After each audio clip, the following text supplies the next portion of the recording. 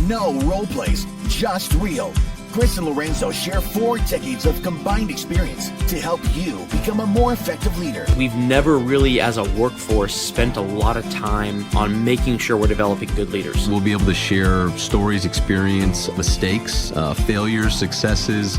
This is Hacking Your Leadership. Welcome to Hacking Your Leadership. I'm Chris. And I'm Lorenzo. And Lorenzo, on this episode, I want to talk about the term breadcrumbing. Have you ever heard this before? Not in a leadership standpoint. It's a phrase kind of coined by, when you leave breadcrumbs for people, you kind of get them to follow you. You can drop breadcrumbs in the forest to kind of get somebody to follow your path, that kind of thing. Well, apparently, one of these new trends is leaders who are breadcrumbing their employees, giving them little kind of bits of encouragement or communication or these little small kind of things to string them along into thinking that there's a promotion or a raise or some type of advancement in their near future, only to have that never happen, just be more and more breadcrumbs as time goes on. So almost like the old cartoon of you hold a carrot in front of a horse, but you're riding the horse, so no matter how far they move forward, the carrot's still in front of them. So it's kind of like dangling the carrot, but as opposed to usually the dangling of the carrot term in leadership is that there's a job that's open or it's going to be open. Right. And you tend to reference that by saying like, well, hey, like I thought if you want to be a supervisor, this is what you got to go do. If you want to be this, this is what you got to do. And you're saying breadcrumbing is maybe it's not for the job, but it's maybe to just keep them motivated? Yeah, or it could be for a job, but it's for a hypothetical job that doesn't actually exist yet. So when you hold a carrot out in front of somebody, it's assumed that there actually is one there. You might not give it to the person you're holding out in front of. Maybe it goes to somebody else, but at least it exists. It's something you can see and touch and feel, and hopefully you get closer to it as time goes on. The breadcrumbing is kind of like a way to kind of keep somebody engaged when you don't have what they need in order to truly remain engaged. So you're trying to make sure that you're getting their best work out of them, their best performance, without having to actually make a commitment to them. Got it. And so I want to talk about this because it's trending on LinkedIn right now and has been for a little while. And there have been some really crazy stories that I've read over the past couple of days on this subject. And I'm wondering, first of all, have you ever felt like you were breadcrumbed by somebody? Have you ever felt like you were strung along at a company because, and maybe it was by somebody with the best of intentions. Maybe they just didn't know they were breadcrumbing you, but you found out that they really didn't have the power to do anything anyway. So in essence, they were. I've had the fortunate advantage of having more leaders that had been really clear with me about what needed to happen for my growth and for my career aspirations. And for a lot of them, they never really made promises or guarantees to anything. They were just like, you've got to work hard, stay committed, do the work that only you can do, continue to add value, and if you follow this path, you'll have opportunities. So I don't know if it was because I was just fortunate enough to have really great leaders and mentors to help me through, or that I just kind of was able to sniff out people that were maybe faking it with either the carrot or breadcrumbing, and then I would typically kind of just write it off as that and not really give them too much attention. But I can think of a couple instances where there's definitely some overlap with that term. So you know of people who that's their go-to. That's what they do. Oh, absolutely. You just weren't negatively impacted by it personally. Yeah, and I know leaders that, I have worked with, and in some instances have worked for me, where I've caught them doing that type of thing, where I'm like, what are we doing here? Like why, why are we kind of stringing somebody along? Or like when I see it or I hear it, I tend to want to address it and be really clear that like I see no value in that. I see a lot of value in helping people understand how to connect the dots and how does your work every day and your output turn into opportunities. But at the same time, like I'm not a big fan of like, let's just make it up and string people along. If we know that the job they want to do is not something that we offer, don't make them promises or try to make it seem like it's something bigger than what it actually is. Right. So one thing I want to talk about here, just from a meta standpoint here, in that we've talked about ghosting before. We're talking about breadcrumbing now. There are a lot of tie-ins and a lot of words and a lot of vernacular in leadership that has been stolen from the dating world. It's been stolen from the relationship world, and I think that's a really interesting kind of turn here, because we're talking about leadership as a whole. It is about relationships. and not work relationships. It's about interpersonal relationships. So in order to say you are welcome to lead me, I designate you as my leader, I anoint you as my leader, and I will follow you. You have to have a strong interpersonal relationship with that person, and vice versa. For a leader to want to take you under their wing and develop you and mentor you and help you get where you want to go, there has to be mutual trust. There has to be a strong interpersonal relationship there. These kind of relationships between employers and employees, I don't think they were the norm 30 or 40 years ago. I think the working relationship was different. And I think it's interesting how, as we are talking about, you get the best work out of people if you actually care about them, and people do their best work when they're working alongside people who they care about and who care about them. You're talking about actual relationships here, not work relationships, but actual relationships. So it's not surprising, but it's really cool that some of this vernacular is being stolen from the dating world and being applied to the leadership and employee world here, because I think there's so much overlap in terms of the qualities and the character and the traits you look for in people when you're deciding whether or not you want to follow them or lead them or be their leader or work for them. And so that's the first thing I want to say. The second thing is, I don't want our listeners to go down this standpoint of thinking that breadcrumbing is always rooted in malice. Oh, I'm gonna see what I can get from this person as long as I can without offering them something. I can think about the times where I have felt like I was breadcrumbed in my career, and the people who were doing it, if I took a step back and looked at it from an outside perspective, I don't think they were doing anything wrong. I think they just didn't know how to lead in a way that maintained my engagement and my level of performance they were looking for without making these kind of promises. They didn't know how to lead with transparency and with just being upfront and honest about, this is what we can do, this is what we can't do, this is what you're good at, this is what you're not good at. These are the roles this company offers. These are the roles that they offer, but that you're not good for. There are a lot of these conversations that have to happen. And I think a lot of the breadcrumbing is rooted in an inability to have those conversations, more so than in a, let's see how we can use this employee who is expendable and then move on. Yeah, no, I think that's a great point, and I think that's what I was thinking of when I was speaking about it earlier. And I think that there are elements where you could say, in context, the idea of breadcrumbing is that you're helping people down a path by giving them little bits and pieces to follow, which I think, again, is not a bad thing, not in malice. Right. It can be done appropriately. I think where it becomes a real issue is whether you can't deliver upon the opportunity that you're kind of breadcrumbing them on or making promises about, and or you're not actually spending time in a developmental standpoint by sharpening the skills of the individual and who they are. I think we talked about this, a couple of weeks ago on the show, but like, are you helping people become like little versions of yourself, or are you helping people become the best version of themselves? And I think in an instance like breadcrumbing, it's you want to be able to help people accelerate down the path faster, but at the same time, like, you also have to know that when they get there, that you actually have the key to the door to let them in. Versus, like I said earlier, it's kind of like I've had a lot of people, especially, you work in retail, if you work in technology retail, things like that, you tend to come across people that love technology, but they're also, they're into design, they're into marketing, they're into development, they're into software code writing. Like, you meet people that not only love technology for the hardware aspect in the retail selling aspect, but they do other things that are relative to technology. And many times when I talk to them and they're looking to have careers or be on my team, they'll say they aspire to use their degree in marketing. They want to change the world with their ability to write code or develop this or do that. And the reality is that I have to share with them is like, well, hey, like, look, I am a retail leader. I've been a retail leader for a very long time.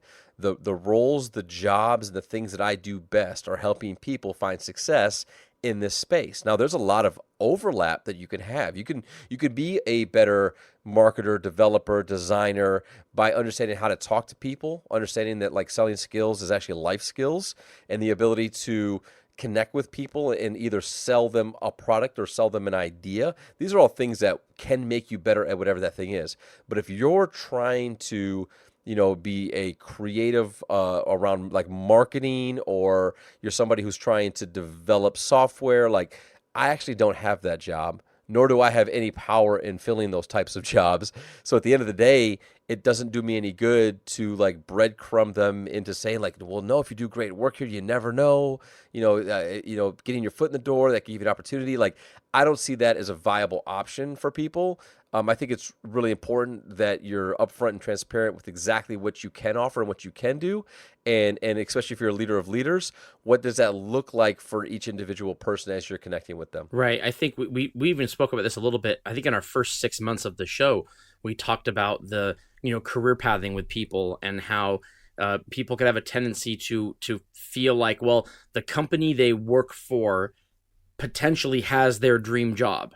So they're going to start. It's the old adage. Oh, I'll start in the mailroom. That, remember the old like you from the 1950s movies.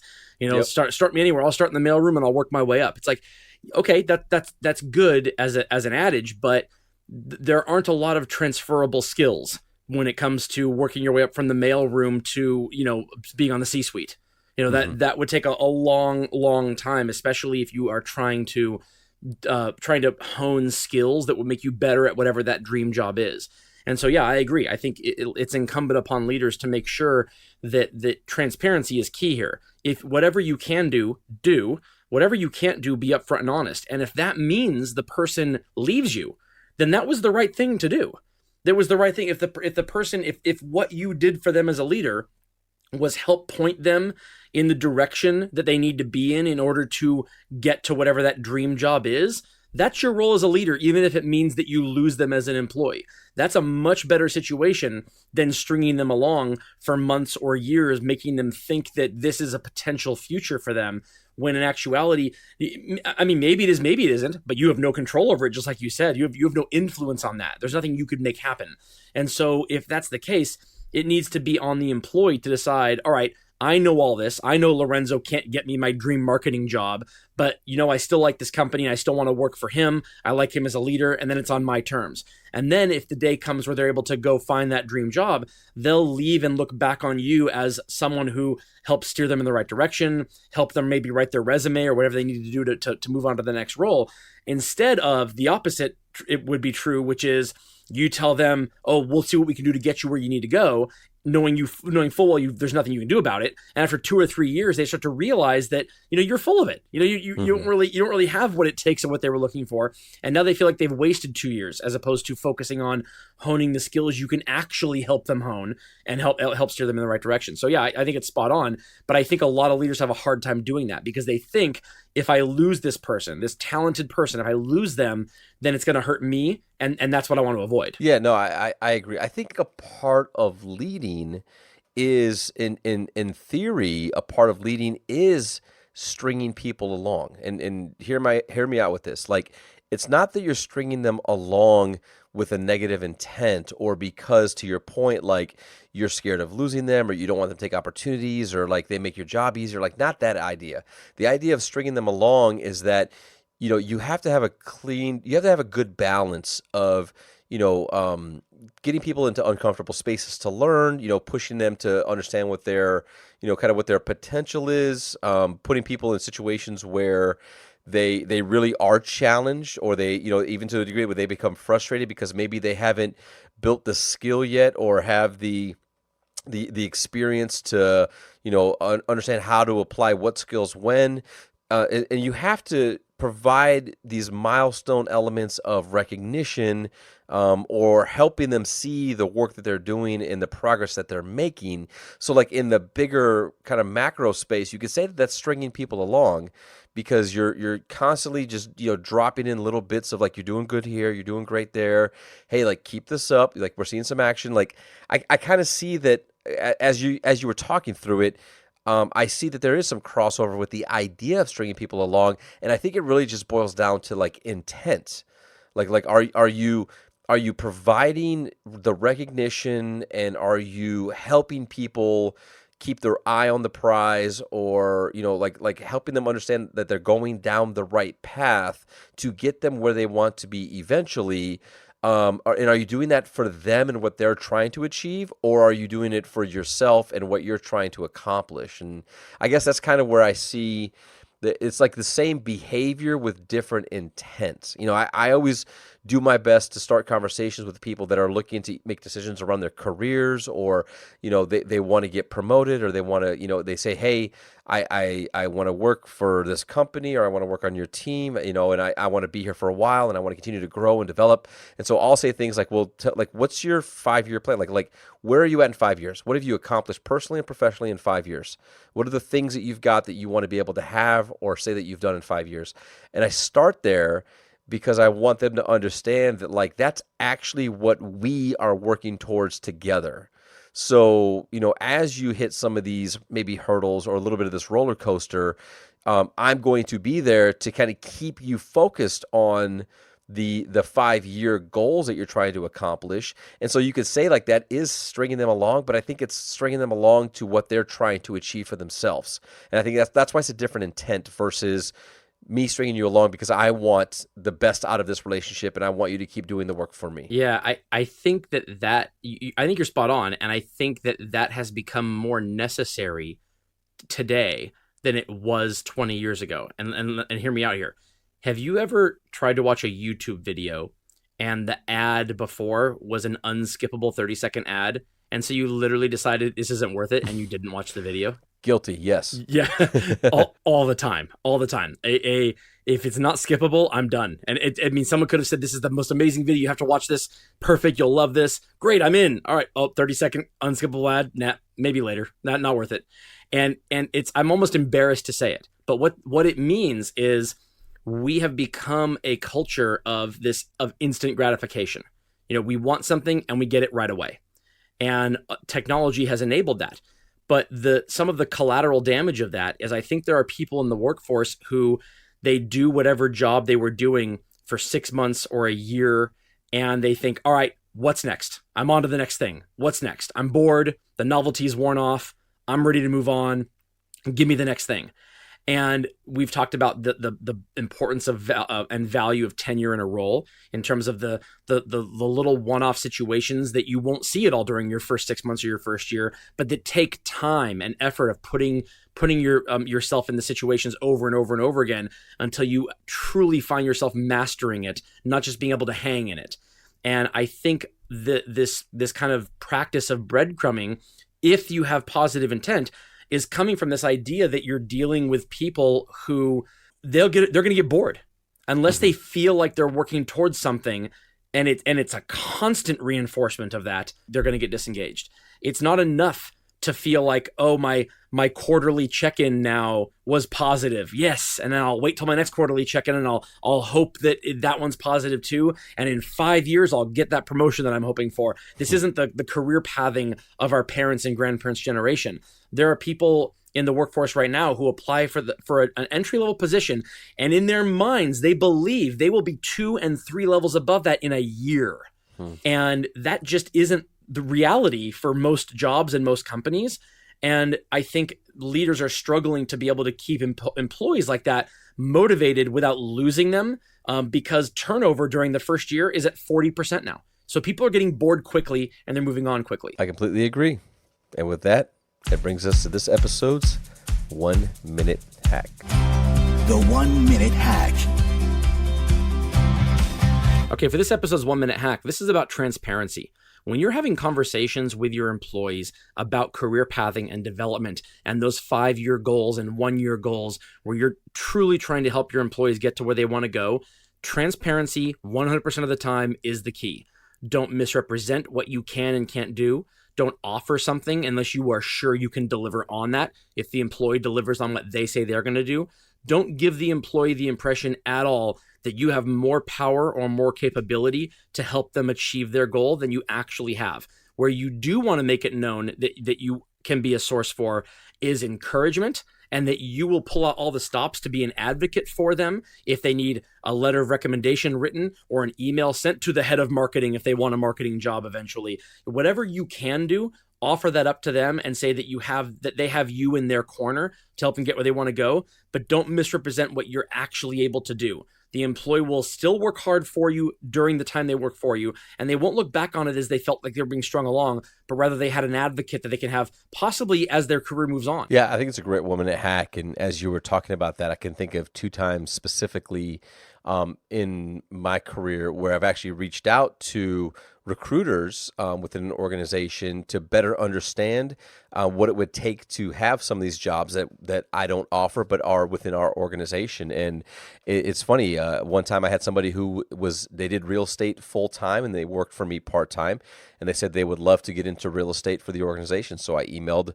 I looked up some jobs that were open for real estate, looked at the recruiter and emailed them and said, hey, what do you typically look for somebody that you would hire, with an experience standpoint as a, commercial realtor? And they responded back with a long list of requirements that they look for. And of course, the person that had asked me hadn't really met those requirements, but I was able to give them an answer and say, like, this is what it would take if you wanted to be a commercial recruiter.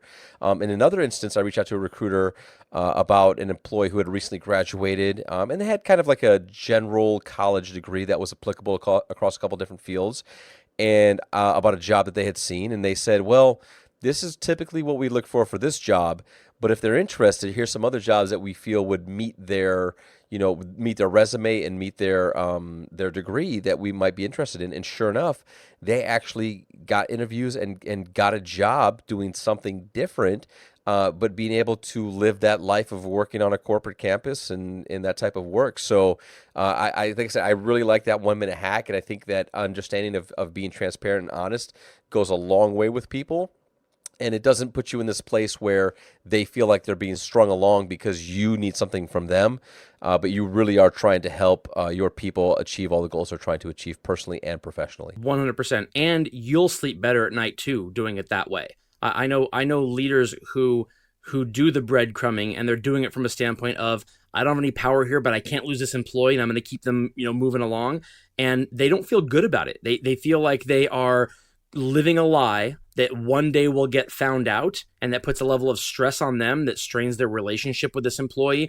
It never ends well. And so whenever you can be upfront and honest with them, and you think outside the box about what you actually have in your power, because you might have more power than you think. You might have more influence than you think, even though you're not the hiring manager for that person's dream job. Absolutely. And with that, it brings us to the end of this episode. This is Hacking Your Leadership. I'm Lorenzo. And I'm Chris. And we'll talk to you all next week.